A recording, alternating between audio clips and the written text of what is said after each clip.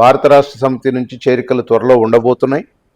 అదేవిధంగా కాంగ్రెస్ పార్టీ నుంచి కూడా కొంతమంది రాబోతున్నారు. మాజీలంతా కూడా చాలామంది అడిగారు, ప్రజెంట్ ఉన్నోళ్ళు కూడా కొంతమంది అడిగారు. దీన్ని ఎట్టి పరిస్థితుల్లో తెలుగుదేశం పార్టీని రేపు మే నెల నుంచి బండెక్కించబోతున్నాం. డెఫినెట్గా దీన్ని పురోగతి తీసుకెళ్తాం తెలంగాణలో.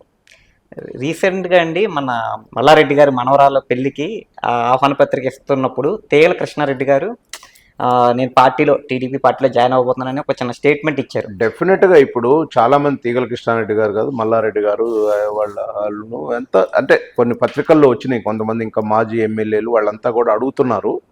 వారికి సమయం ఇచ్చి మాట్లాడి తప్పనిసరిగా తెలుగుదేశం పార్టీ పేదవాళ్ల పార్టీ, బడుగు బలహీన వర్గాల వారి కోసం సేవ చేస్తానికి ప్లాట్ఫారం కావాలని ఎవరొచ్చినా ఆహ్వానిస్తాం.